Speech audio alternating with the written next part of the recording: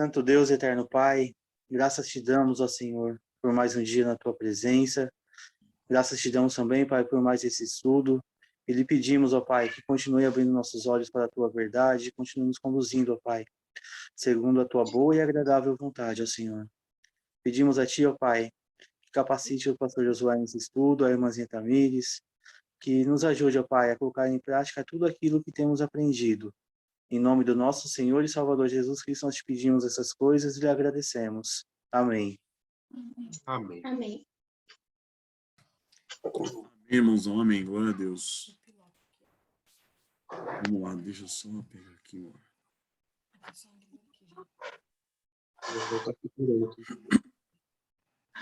Deixa eu só arrumar aqui.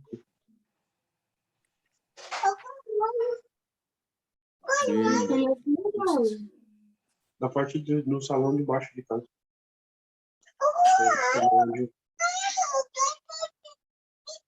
Estamos organizando aqui, irmãos. Vamos lá.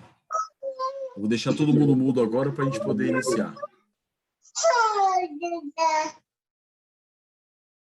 Então, vamos lá, meus queridos. Nós entramos, então, no capítulo 5 desse pequeno livretinho nosso aqui, falando agora sobre o capítulo número 5, multipliquem-se. Né? Aí ele fala, amantes piedosos sentem alegria em multiplicar-se. E aqui o pastorzão Joel Bick vai começar a mostrar o quê? Que a intimidade sexual ela está ligada à geração de filhos. Hoje, devido à nossa sociedade moderna e à nossa sociedade entregue ao prazer, né, que tem por Deus o hedonismo, a busca pelo prazer, tem no sexo algo desvinculado da relação de geração de filhos. Hoje, então, o sexo é visto como algo desvinculado da ordenança que Deus nos dá, né, sede fecundos, multiplicai-vos e enchei a terra. Então, essa relação ela não pode ser dividida, ela não pode ser separada. A relação sexual da relação geração de filhos. É uma coisa ligada à outra. Está uma coisa ligada à outra porque Deus a ligou, Deus juntou, uniu a relação de fecundação, a relação de multiplicação da espécie humana com a prática da relação sexual dentro do matrimônio. Então, nós não podemos separar essa relação, essa ligação que Deus fez entre a geração de filhos e o prazer da intimidade sexual. Desejar a intimidade sexual e desprezar a ideia de ter filhos é pecado. Então, você desvincular uma coisa da outra, desvincular a intimidade sexual, o prazer sexual, da ideia de você procriar, ter filhos, é algo pecaminoso. Se nós formos parar para analisar, a maioria dos desejos que nos levam a isso são desejos o quê? Pecaminosos, desejos antibíblicos. Então, o mundo fez isso. O mundo separou o sexo do propósito original de Deus, que é o quê? A procriação. E aí nós vamos ver no decorrer do estudo que nem só, muitas vezes, as pessoas pegam o quê? As pessoas pegam o sexo e fazem dele o quê? Um meio só de prazer, desvinculado da relação de procriação, de ter filhos, de geração de filhos, de posteridade, da fecundação, né? Do fato de pensarmos nas próximas gerações na raça humana. Então, as pessoas, devido ao hedonismo, a busca pelo prazer, pega o sexo e desvincula ele da questão da procriação, da geração de filhos. Mas também tem aqueles que pegam o sexo e fazem dele somente algo para a procriação e para a geração de filhos, desvinculando o sexo dentro do matrimônio da relação de intimidade e prazer entre o casal, que também está errado. Né? Então, Deus nos leva a um ponto do quê? De nos sujeitarmos àquilo que Ele estabeleceu para nós. nós temos uma tendência muito grande, nós, seres humanos, de cair, sair de um extremo, ir para o outro, ou sair do outro e voltar para um, né? Então, esses extremos são pecaminosos. Então, no mundo, o sexo é visto somente como alguma ferramenta para nos conceder prazer. E não é só isso. É justamente essa ideia do sexo como só prazer que fez com que as pessoas tirassem o sexo da relação conjugal, tirassem o sexo da relação matrimonial, tirassem o sexo do casamento. Esse é o grande problema, esse é o grande perigo. E até mesmo essa questão toda aí dos contraceptivos, né? Muitos partem dessa ideia, né, de trazer para a mulher, principalmente, essa libertação, né, de poder usufruir do sexo para o prazer sem ter essa consequência de gerar filhos. Isso, então os contraceptivos, eles foram criados para quê? Qual foi o objetivo deles? Quais foram os objetivos deles? Né? Foi justamente dar a liberdade, tanto para o homem como para a mulher, de aproveitar-se do sexo sem a responsabilidade dos filhos, sem a responsabilidade de você ter filhos, criar filhos, ter que cuidar dos filhos. Né? Isso tanto para a mulher quanto para os homens também. Né? Então, nós temos esse grande problema que o mundo nos oferece, e devido a essa busca pelo prazer, o mundo nos proporciona essa distinção, essa ruptura entre o sexo e a geração de filhos. Amém, irmãos? É assim que o Joelbic inicia esse capítulo. E aí ele vai passar para o primeiro ponto.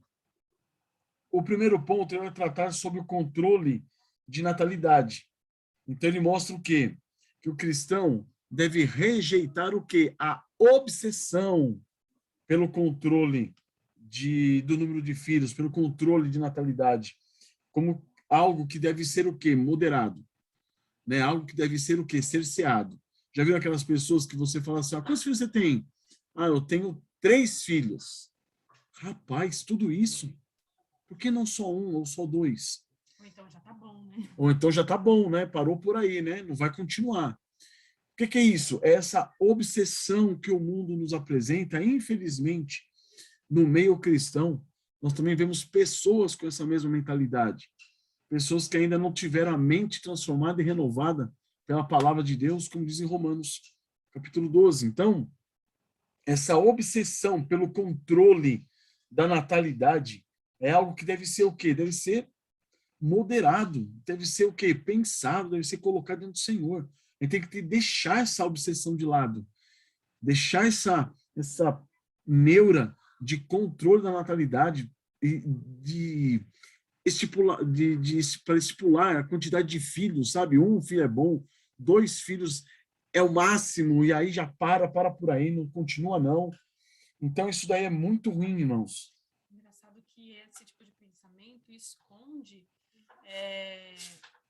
esse tipo de pensamento entre os cristãos esconde um pensamento mundano, não conforme a palavra de Deus, né? Porque é a ideia de que assim, não, eu sou crente, ter filhos é bom. Não posso dizer que filhos não é bom, não é bênção. Então, assim, pode ter filho, é bom que tenha filhos, mas tá sempre aquela coisa assim, é bom, mas não muito. Então, assim, a gente pode ter filhos, mas não muito. Ter 2, 3, nossa, 3 já tá bom. Então, é muito sutil às vezes, né? Porque se a gente considerasse realmente o que a Bíblia trata sobre filhos, né, a questão da herança, das gerações, da influência nesse mundo, todas essas coisas, de forma alguma a gente ia ficar pensando em moderar isso, e pelo contrário, a gente queria, a nossa mentalidade vai fazer com que a gente pense sempre no máximo, né? Sabendo que a gente depende da soberania de Deus para Ele limitar exatamente quantos filhos Ele quer que a gente tenha, mas que o nosso coração vai sempre desejar o máximo, né? Que é aquela ilustração que eles falam da herança, né, amor? De que se os filhos são uma herança, imagina, se a gente tem uma herança para receber, quanto mais, melhor. A gente nunca vai pensar assim, não, só isso aqui tá bom para mim de herança. Não. Isso esconde uma mentalidade que está sofrendo a influência do mundo, né? E aí é complicado, irmãos, porque você aceitar poucos filhos, né, durante um período da sua da sua vida e você ignorar os anos restantes de fertilidade do casal, por quê? Por influência do pensamento mundano, é complicado. O que está nos regendo? É o pensamento, né? É a Bíblia? São os princípios bíblicos ou são os princípios mundanos? Esse é o ponto fundamental. Então, quando nós temos o quê? A perspectiva correta sobre o versículo de Gênesis 1:28, frutificai e multiplicai-vos, né? E sobre o que a Bíblia fala dos filhos, nós faremos o quê? Nós não vamos minimizar o nosso potencial de ter filhos. Pelo contrário, nós vamos entregar a nossa vida ao Senhor nosso Deus para que Ele faça da forma como Ele determinar em nossas vidas. Então, quando nós consideramos algo bom, nós queremos o quê? Nós queremos mais daquilo, não queremos moderação, não queremos eliminação daquilo, nós queremos mais daquilo. Então, se nós desejamos, se nós percebemos que a ordem do Senhor quanto ao multiplicar-vos, sede fecundo, enchei a terra, é algo bom, nós vamos buscar por isso. Nós não vamos negar isso daí. Nós vamos deixar isso de lado. Então nós temos a concepção, irmãos, de que filhos não são para nós. Esse é outro grande problema. Nós vemos muitos casais, muitas mulheres, principalmente mulheres, ansiosas por terem filhos. Por quê? Por um desejo pessoal, de realização pessoal. E aí a gente para analisar e pensa, os filhos também não são para nós. Eles são uma bênção muito grande de Deus para nós. Eles se constituem uma responsabilidade muito grande de Deus para nós. Por meio dos filhos nós somos quebrantados, nós somos humilhados, nós somos levados a depender do Senhor. Nós somos muitas vezes abençoados, né? Abençoados. De fato, há prazer em ter filhos, né? Porque às vezes a gente também só fala do trabalho, mas há muito gozo em ter filhos. O Senhor nos dá esse desfrutar da companhia dos filhos, né? Mesmo em meio ali às dificuldades, todo aquele trabalho que a gente tem, mas é uma bênção realmente ter filho. Isso, mas nós devemos entender o quê? Que os nossos filhos são o quê? Concedidos pelo Senhor. E nós somos mordomos deles. E eles devem ser criados para quê? Para a igreja. Devem ser criados para quê? Para a nação. Nós devemos evangelizá-los. Então, os filhos não são apenas o quê? Um meio de satisfação para o meu prazer. E aí eu falo assim, um filho para mim está ótimo. Já realizei o meu sonho de ter filho, acabou por aí. Não. 2 filhos para mim está ótimo. Já realizei meu sonho, acabou por aí. Não. Você tem a noção de que os seus filhos não são para você. Você é um mordomo deles. Os seus filhos são para quê? Para você evangelizá-los, para agregá-los ao corpo de Cristo, à igreja, para serem sal nessa terra, para serem luz nessa terra, para que eles venham iluminar e salgar a nossa nação. Então, quanto mais, irmãos, difíceis os tempos à nossa volta, mais há necessidade do que? De termos filhos, sementes cristãs lançadas nesse mundo. Já ouviram aquelas pessoas falando assim, não, parei. Um filho está bom demais, olha a situação que está esse mundo. Eu não posso colocar mais filho nesse mundo, não. Mas como assim? É justamente o contrário. É por nós percebermos que a situação do mundo está degringolando, que a situação do mundo está totalmente perdida, e o mundo jaz no maligno, que nós devemos fazer o quê? Encher essa terra de dardos, lançar dardos, flechas nesse mundo, flechas de Cristo, flechas do Senhor nesse mundo que jaz em trevas. Então, para influenciar, a gente exato. sabe que a tendência é, de fato, piorar, né? Mas a gente sabe também que quanto mais a gente lançar essa flecha, mais pessoas vão ser alcançadas para cumprir o propósito do Senhor, né? Que é uma mentalidade que os muçulmanos entenderam muito bem, né, amor? Nós cristãos ainda temos muitas dificuldades quanto a isso, né? A gente brinca na igreja, né? Que a igreja está cheia de criancinhas pequenininhas, né? E a gente brinca que a igreja está crescendo, mas nem é pela evangelização, é pela quantidade de filhos que estão surgindo. Mas os muçulmanos pensam justamente assim. O islamismo está crescendo por quê? Pela quantidade de filhos que eles estão tendo. Então, irmãos, quando nós nos sujeitamos à palavra de Deus, é que nós sabemos que Deus está sendo o quê? Glorificado. Ele é glorificado na nossa sujeição. E ele é glorificado em famílias que temem a ele, em famílias que se sujeitam à palavra dele. e que o servem, buscam servi-lo por meio do quê?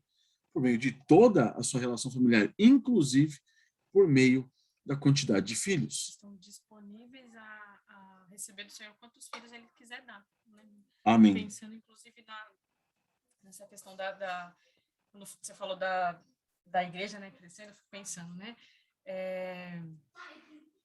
De fato, é uma alegria imaginar que a nossa igreja futuramente estará reunindo essas crianças que estão nascendo agora, né? Esses jovens, essas criancinhas que têm aí, as nossas e tudo mais, né? Pensar no Senhor agindo na vida deles e eles solidificando essa igreja, não no sentido deles estarem ali nessa mesma igreja local, mas eles como o corpo de Cristo, né? Plantando outras igrejas, mas ainda fazendo, continuando esse legado, né? Que a gente tenta deixar para eles, né? Da palavra de Deus, o temor ao Senhor. Um grande prazer ver essas crianças pelos quais nós estamos orando hoje, crendo no Senhor, sendo batizados e integrando o corpo de Cristo, né? Eu lembro...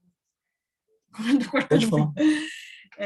Não, eu lembro eu comentei com você já há um tempo, né? Que eu vi recentemente uma irmã dando testemunho de que ela estava completando 20 anos na mesma igreja, e ela entrou nessa igreja adolescente, ela se converteu de família totalmente espírita, e não tinha ninguém cristão na família, ela se converteu, e ela permanece durante 20 anos nessa igreja, ela estava completando 20 anos de conversão e 20 anos de pertencimento a essa igreja.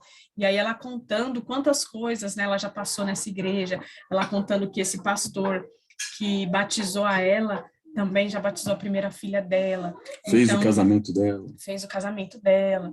Então, o quanto isso é interessante, né? Que esse vínculo é um vínculo saudável, né? Que nós temos que estar disponível a estar onde o Senhor quer nos mandar, mas é interessante também a gente criar esse vínculo, né? Pensar nisso, né? Que os nossos filhos estão criando uma raiz sólida em Cristo, que eles vão continuar um legado, né? Uma geração vai ser influenciada por estar sendo ali encaminhada nas coisas de Deus, né, e o Senhor despertando os nossos filhos, é uma esperança que a gente tem e que a gente ora por isso, né, a gente crê, porque a gente sabe que o Senhor pode fazer isso na nossa vida, né, na vida dos nossos filhos. Então, irmãos, aí o Jobic entra no segundo ponto, e do mesmo modo que como ele falou que nós devemos rejeitar essa obsessão pelo controle de natalidade, aqui no segundo ponto ele vai falar o quê? Que o planejamento familiar, um planejamento também pode ser o quê? Piedoso. Então você não pode chegar e falar assim, não, então eu não planejo nada, não vou planejar nada, vai ficar livre, seja o que Deus quiser. Também não é assim. Também existe o quê? Métodos naturais de controle de natalidade, controle de espaçamento da natalidade, que também não é algo condenado pela Bíblia.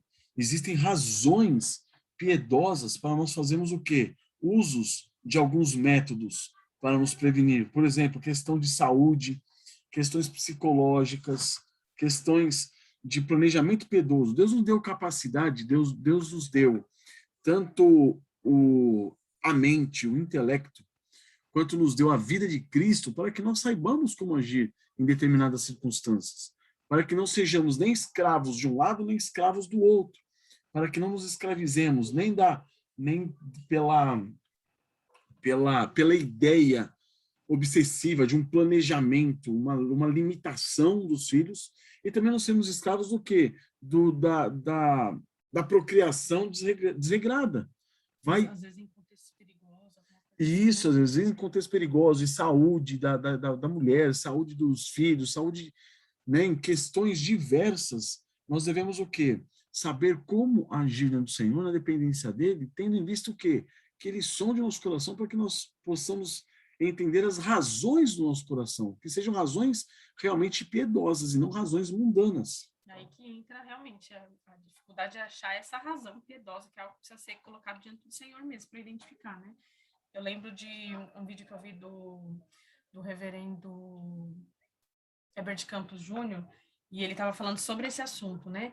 E ele falou que, da mesma maneira como a gente planeja tudo na vida, né? Então, assim, a gente planeja uma viagem que a gente vai fazer, a gente planeja, agora a gente está planejando um almoço para o próximo sábado juntos, né? Esse planejamento, ele é lícito, o Senhor nos deu essa liberdade em Cristo, né? E planejar não quer dizer que nós estamos querendo,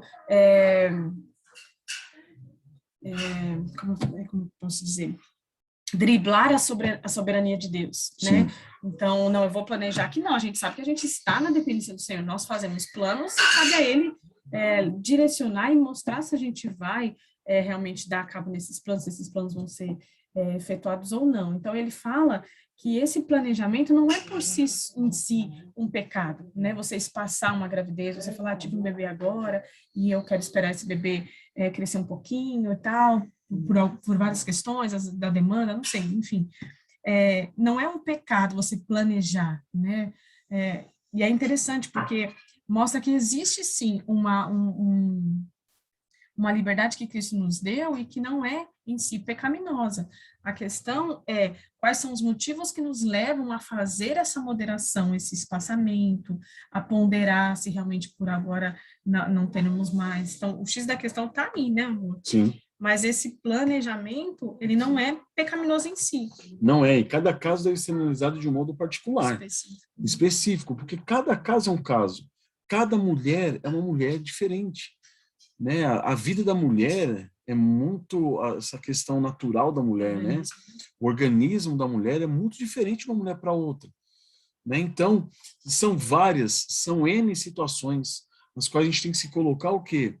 Tem que dar liberdade para o casal em Cristo Jesus, para que ele, diante do Senhor Jesus Cristo, ele sonde o coração dele, entenda as motivações e haja pela fé, porque agir sem fé também é pecado, né? Agir pela fé, de modo a sujeitar-se ao Senhor, estar diante dele.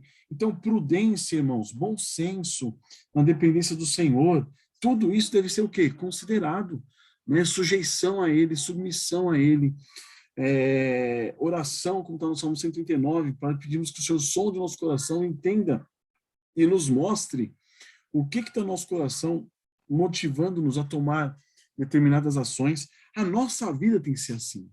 A nossa vida tem que ser desse jeito.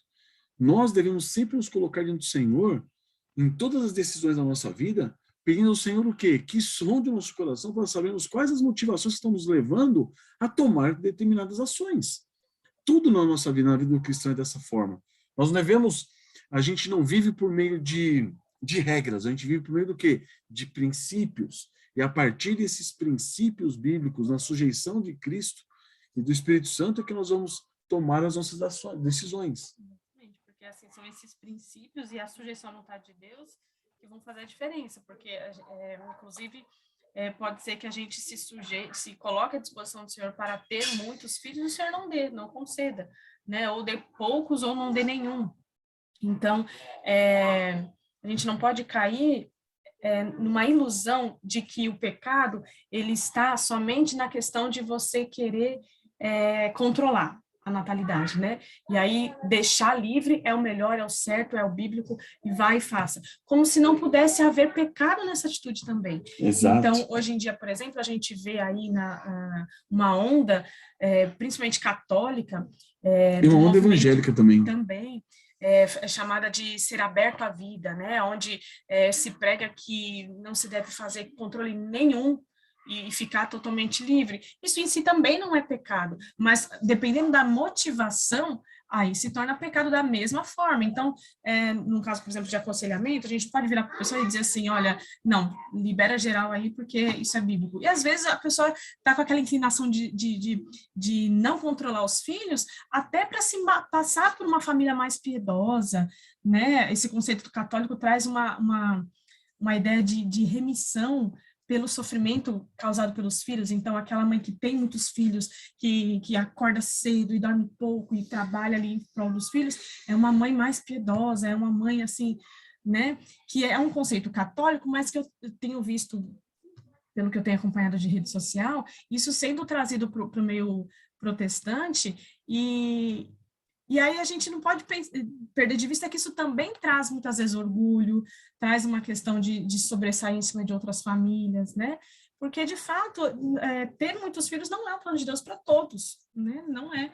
Então, é importante a gente pensar nisso, porque não existe essa regra, porque você pode pecar, tanto cerceando a quantidade de filhos, quanto achando que não, tá errado, é pecado, tem que né? É importante pensar nessas Porque coisas. cerceando os filhos, a gente vai mostrar o quê? Vai mostrar um certo mundanismo, né? Em determinado contexto, a pessoa fala assim, ó, você só tem um filho, dois filhos, nossa, a pessoa é mundana.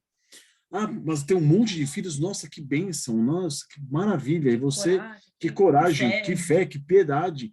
E aí você, seu orgulho só vai estar inchado por quê? Porque você vai ter um monte de filhos. Então, qual é a motivação sua em ter poucos filhos e qual a motivação sua em ter muitos filhos, né? E a gente corre um risco muito grande também, que é um outro ponto, de achar que tudo que é natural é de Deus, né? Então, aí a gente elimina com isso a nossa responsabilidade que Deus dá para nós como pais, né, diante dele de tomar algumas atitudes, de tomar algumas ações. Então, exemplo, uma vez eu fiz isso. Uma vez eu estava desempregado, me surgiram 3 empregos de uma vez. 3 currículos para entregar. Aí eu entreguei os 3 currículos. Falei, glória a Deus, que maravilha. Né? Pelo menos um deles vai sair. O que sair primeiro é de Deus. Aí o que aconteceu? Saíram 2 no mesmo dia. E aí você fala assim, e agora? O que é de Deus? O primeiro ou o segundo ou o terceiro? Então, e a ideia é o que é? O que vem primeiro é de Deus. Não. A gente costuma fazer essas coisas, essa relação mística com Deus na tomada de decisão. E não, Deus nos dá condições para tomada de decisão a partir de princípios bíblicos. Então, ao mesmo tempo que nós temos princípios, mandamentos, ordenanças bíblicas que Deus nos dá, nós também temos outros princípios, outras ordenanças. Então, no nosso caso, por exemplo, os médicos sempre orientam o quê? A você ter no máximo 3 filhos quando é um caso de cesárea. Então, a Tamires teve 3 cesáreas, né? E a gente ficou naquela, e agora? Tem o 4º filho? Não tem? Vamos passar por isso? Não vamos? Como que vai ser? Então, se olhamos condições do quê? De pensar um pouquinho, guardar-se, né? Preservar-se por um período de tempo. Para quê? Enquanto nós íamos orando, pedindo ao Senhor graça e misericórdia para tomarmos a decisão. Para que Ele mostrasse para nós. E quando Ele mostrou para nós, passou o quê? 4 anos desde a nossa última pequenininha. E isso também já ajudou o quê? O organismo da Tamires a se restabelecer, né? Então, irmãos, é uma questão de cada caso é um caso. A gente tem que analisar o quê? Qual a intenção do coração? Qual é o seu propósito? Você está sujeito ao Senhor ou não? Está se entregando à sua carne, está se entregando às suas vontades para você tomar as suas decisões. São decisões realmente piedosas de negar-se a si mesmo, tomar a cruz de Cristo, seguir a Cristo, ou são razões aparentemente piedosas para depois você falar assim, tá vendo? Eu tenho fé, eu estou lotado de filhos. Então, qual é a mentalidade correta? Qual é a nossa mentalidade? É uma mentalidade correta, né, acerca dos princípios que Deus tem nos concedido, de que os filhos são herança de Deus, a ordenança de Deus é sede fecundos, multiplicai-vos, enchei da terra, né? Quais são os princípios que nos regem? E aí vai então o quê? O nível também de maturidade cristã, o nível também da fé cristã, da fé que está te influenciando, da fé que você tem, do que está te influenciando, se é realmente a fé ou se são pensamentos mundanos. E até a própria questão da fé, ela entra que cada um está no nível de caminhada com Deus, né? Então, às vezes, a pessoa ainda não chegou ainda a ter essa convicção, né? Eu vejo que com a gente aconteceu um pouco assim, né, amor? Sim. De ter uma mentalidade correta, de saber que querer ter muitos filhos, porque filhos são bênçãos, são a herança do Senhor, de fato, né? Para o avanço do reino do Senhor aqui e tudo mais, mas, ao mesmo tempo, tem alguns receios, tem algumas dúvidas, e aí, nisso, precisa, assim, desse período em que é colocar diante de Deus, porque também não se pode fazer aquilo que não é por fé, e aí não se tem como impor para alguém assim, não, você está pecando, isso é fé, e libera aí. Também não é assim as coisas, né? Então, precisa ser apontado, sim, aquilo que é pecaminoso, para que a pessoa pondere, mas, e se arrependa, mas que precisa entender todo esse processo, porque as coisas não são assim exatas, né? Na base de regras, né? Isso. Aí ele entra no terceiro ponto. O terceiro ponto fala sobre o quê? Todo prejuízo à vida deve ser o quê? Rejeitado imediatamente. Então, quando ele fala isso, falando sobre os métodos contraceptivos, né? A escolha desse método. Isso, quais são os métodos contraceptivos? E aí a gente entra num ponto que vai falar sobre o quê? Sobre a questão do aborto. Então, tudo que venha a trazer prejuízo à vida, venha a aniquilar a vida, venha acabar com a vida, deve ser o quê? Rejeitado. Então, nós ficamos sabendo há pouco tempo aí, por vários estudos de médicos e uma coisa e outra, que praticamente todos os anticoncepcionais, pílulas, né, comprimidos, injeções e tudo mais, todos eles são abortivos. São abortivos, eles não evitam a concepção. Existe a concepção. O que eles fazem é evitar que o óvulo fecundado ele se prenda na parede do útero, né? Na parede do endométrio, aonde é de fato que ele vai se desenvolver, né? Então, há pouco tempo nós entendemos isso, e agora recentemente a gente viu também uma médica falando sobre isso, né? E é bem alarmante, né? Porque, de fato, conforme a eficácia do medicamento sobe, porque você compra um medicamento desse esperando que ele seja eficaz, de fato, né? Então, o mecanismo de ação deles é assim, se eu não conseguir segurar a fecundação, o bebê aqui, eu seguro lá. Então, se eu não conseguir evitar a ovulação da mulher e esse óvulo foi fecundado lá, eu vou pegar ele lá na frente, então. Eu vou evitar que ele se prenda onde ele tem que se prender dentro da mulher para que ele possa se desenvolver como um feto, como um bebê. Então, é bem assustador isso, né? Porque isso é explicitamente contra o mandamento do Senhor, né? Porque se nós cremos naquilo que a Bíblia diz, e a Bíblia diz que a vida ela surge a partir da concepção, não tem nenhum método desses hormonais, né? De medicamento, seja de via oral ou injetável, que a gente possa confiar, né? Porque aquilo que eu tenho visto acompanhado, muitos desses medicamentos trazem explicitamente na bula dizendo isso, né? Outros que eu vi recentemente uma médica cristã dizendo, ele vem de forma camuflada na bula, com a linguagem um pouco técnica, mas que está querendo dizer isso, está querendo dizer o quê? Que esse medicamento vai desgastar ali o organismo da mulher, o endométrio e tudo mais, partes essenciais para o desenvolvimento do bebê, para que aquele bebê que se gerou na concepção, ele não tenha onde se ligar e ele não consiga sobreviver, ou seja, está matando, né? Então, é realmente muito, muito assustador, muito complicado isso mesmo. Então, ele vai falar nesse terceiro ponto sobre a diferença entre métodos, né? E que a gente deve se atentar a isso.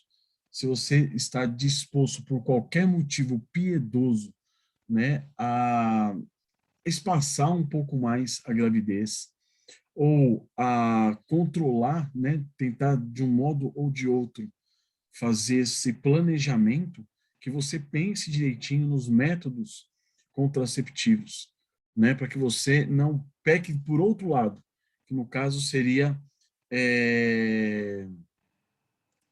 eliminando a vida, matando mesmo, né?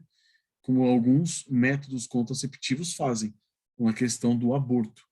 Então, que o Senhor tenha misericórdia e nos ajude a tomar algumas decisões pautadas no quê? Nele, na dependência dele, na soberania dele, para a honra e glória do nome dele. Então, temos isso em mente. Ele fala no livro, né, dessa diferença dos métodos que inibem a fecundação e outros, né, que vão eliminar esse bebê, né, esse óvulo que já foi fecundado, mas eu andei pesquisando já há algum tempo e eu não encontrei nenhum método hormonal, né, de comprimido, injeção, Sim, que não seja assim. abortivo. Então, realmente é bem complicado.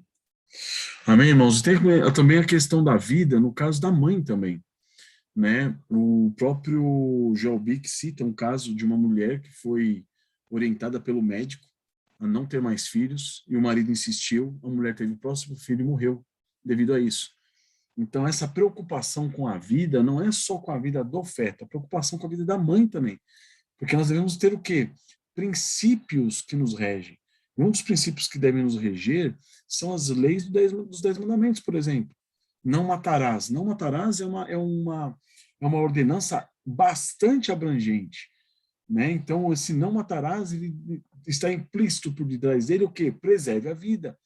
Então, se uma gestação pode trazer riscos à mãe, que nós tenhamos o quê? Cuidado, que nós possamos, dentro daquilo que o Senhor nos concedeu, evitar aquilo, né? A gente possa planejar de modo a evitar que essa mãe, né, ela venha a ser exposta a perigos desnecessários. Agora, nesse ponto que a gente fala que nós devemos ter muita sabedoria, muita dependência do Senhor, estarmos sempre diante dele em sujeição, para que ele nos guie nesse aspecto. Ele vai falar dos métodos naturais, né, que são esses métodos não hormonais, que desde muitos anos, muitas eras são utilizados, né, que está vindo agora por conta dessa questão toda desse movimento de abertos à vida, tá sendo mais conhecido, né, mas ainda é algo que precisa de bastante estudo, porque envolve, ele é bem específico, então envolve o conhecimento da mulher, de cada mulher como ela é, para conseguir identificar ali os períodos de fertilidade dessa mulher e aí se abster por esse breve tempo, né, pensando aí nesse controle de natalidade usando esses métodos naturais, sem nenhum tipo de ingestão de hormônios, né?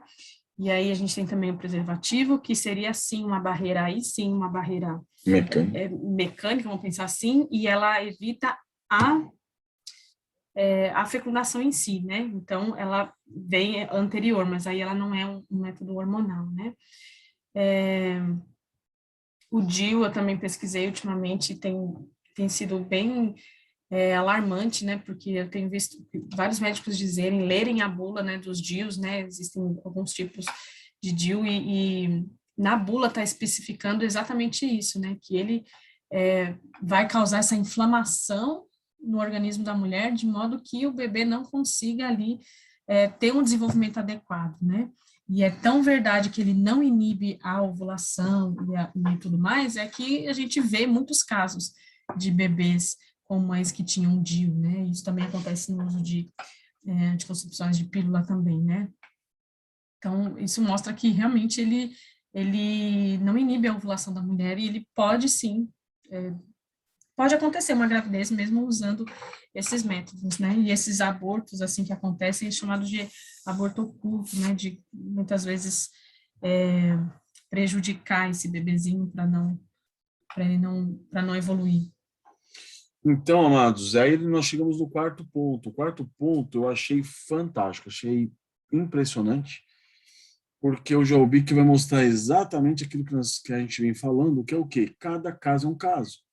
Então, eu, como pastor, por exemplo, como que devo proceder numa situação dessa? Né, eu devo orientar, né, como pastor, e nós devemos orientar como irmãos, aos irmãos que vêm conversar conosco, orientar a quê? Para que cada um busque na palavra do Senhor, lendo, orando, se colocando diante do Senhor, para saber como proceder, porque cada caso vai ser um caso. Né? Nós não temos autoridade para dizer o que cada casal deve adotar, deve fazer ou deixar de fazer. O que nós temos é a autoridade bíblica para apresentar para os casais o quê? Princípios bíblicos, para que eles avaliem seu coração, na dependência do Senhor, e saibam quais motivações, tanto para ter muitos filhos, como para se preservar de vários filhos, né, de muitos filhos. Então, essa orientação, nós devemos fazer como? Pela palavra de Deus. Eu até quero ler esse trechinho, que eu achei muito bom, que o Job coloca na parte de cima, no topo da página 69, que ele diz: finalmente, embora minha esposa e eu pessoalmente nunca tenhamos um sentido livres em nossas consciências para usar qualquer tipo de controle de natalidade artificial, não tem autoridade para dizer que todo casal cristão deva seguir nosso exemplo. Em vez disso, aconselho os casais cristãos a estudar a Bíblia cuidadosamente e, em oração, considerar o que é dito e então determinar a vontade de Deus para eles nessa situação. Então, é fundamental, no entanto, chegar a essa decisão não a partir de uma perspectiva puramente egoísta, né? Eu acrescentaria aqui mundana, mas a partir de uma perspectiva o quê? Divina. A verdadeira fé procura conhecer e fazer a vontade de Deus e fazer todas as coisas para a glória dele. Então, quais as suas motivações? Esse é o ponto. O que tem te levado a isso? Diante de você, do conhecimento que você tem de todos os princípios bíblicos a respeito desse assunto, o que tem te motivado? Tanto a ter muitos filhos, quanto a se preservar deles. Essa é a questão, irmãos. Esse é o ponto fundamental. E aí entra a liberdade cristã, porque aquela pessoa que foi realmente regenerada, alcançada pelo Senhor Jesus Cristo e foi transformada, ela tem uma nova vontade dentro dela. Ela tem um novo desejo, que é o quê? Glorificar a Deus em todas as coisas. Então, essa liberdade ela não é perigosa. Essa liberdade ela é cristã, ela é santa, porque faz com que você dependa do Senhor, certo? Então, faz com que nós nos livremos também de uma espécie de legalismo. Ele falou assim, ó, você vai entrar na nossa igreja é o seguinte, a regra é, tenha muitos filhos. Não, não é assim que funciona. Aqui nós temos o quê? Princípios bíblicos que regem nossas vidas. Agora, coloque diante do Senhor, veja a sua situação, a situação da sua família, a situação da sua esposa, de saúde, às vezes o cônjuge, às vezes a própria relação matrimonial. Sabe, você vê casais que estão começando, falta de maturidade, muitas vezes. Então, depende da situação, é aconselhável o quê? Dá um tempo, segura um pouco. Né? Então, cada caso vai ser um caso, irmãos. E aí não tem como a gente chegar e falar assim, ó, a regra aqui é essa. Se você não seguir a cartilha, tá fora. Você está em pecado. Não.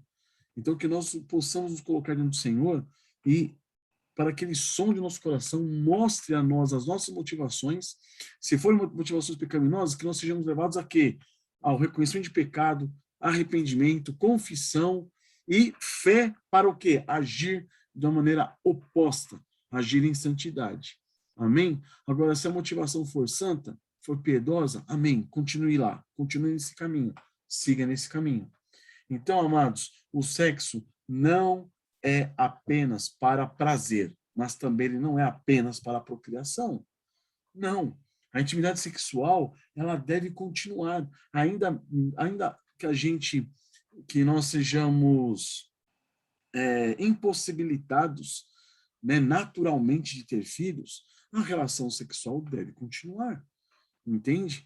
Então, por quê? Porque a relação sexual ela também faz parte da intimidade do casal. Ela não faz parte somente da geração de filhos. Ela também faz parte da intimidade do casal. Ela junta esses dois pontos. Porque é prazeroso diante do Senhor nós temos o quê? Filhos. Então, isso é muito fantástico. Agora, se não há possibilidade de ter filhos, você continue na prática sexual tendo visto o quê? A intimidade do casal, o ser um, andar em unidade, união diante do Senhor. Né? Então, o sexo é uma dádiva de Deus para quê? Para o nosso prazer. Ele deve ser o quê? Desfrutado pelo casal sempre. Ele dá, inclusive, exemplos da velhice. Quando a fertilidade do casal já acabou, e o casal ainda tem essa disposição para a relação sexual, que continue na relação sexual, ainda que não haja fertilidade. Né? Então, mas até a velhice não podemos o quê? Nos rebelar e rejeitar essa fertilidade. Não nos levantemos contra a fertilidade que Deus nos deu. Né? Não neguemos isso. Coloquemos isso diante do trono da graça do Senhor e sujeitemos a Ele. Né? E por quê? Porque isso é pecado. Você negar aquilo que Deus lhe deu como bênção é pecado e vai te trazer grandes prejuízos. Então, amados, andemos em santidade, andemos em piedade diante do Senhor. Aos casais que não podem ter filhos por quaisquer motivos, né, problema de saúde, né, mantenham-se o quê? Firmes no Senhor. O nosso prazer, a nossa satisfação está no Senhor. E você utilize-se da relação sexual como algo prazeroso para o casal, para uma unidade maior, um vínculo maior de intimidade entre o casal. Né? Agora, se você pode ter filhos e nada te impede, nem saúde, nem nada, coloque-se no Senhor. Amém? E tenha filhos. Então, a ideia é justamente essa, irmãos. O Senhor nos dá capacidade para planejarmos de acordo com os princípios que Ele nos oferece. Então, apeguemos-nos à palavra do Senhor, a Cristo Jesus, o Senhor.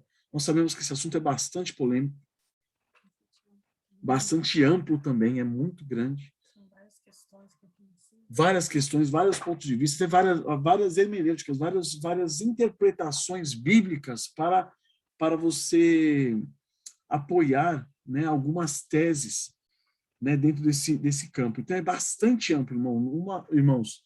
Esse capítulozinho aqui, ou só nossa conversa, a gente não vai conseguir abranger tudo. Mas eu creio que a vida cristã deve ser regida por princípios bíblicos e na sujeição e submissão do Senhor, na dependência dele. Sabendo o quê? Que o que é pecado deve ser confessado e abandonado. E o que não é pecado deve ser o quê? Oferecido ao Senhor para a honra e glória dele. Amém, amados irmãos? Vamos orar para encerrar e a gente abre a discussão. Senhor nosso Deus, nós louvamos o teu santo nome, Pai, porque diante de todas as dificuldades que surgem, ó Pai, em nossas vidas, tu nos ofereceste, tu nos concedeste, ó Pai, a tua santa palavra. E por meio dela, ó Pai, nos ofereceste princípios bíblicos, princípios santos, ó Pai. Não somente princípios, como também leis provindas da tua boca, ó Pai, da tua majestade, da tua soberania. Senhor, ajuda-nos, ó Pai, transformando a nossa mente, meu Deus, renovando a nossa mente, segundo a tua palavra, ó Pai.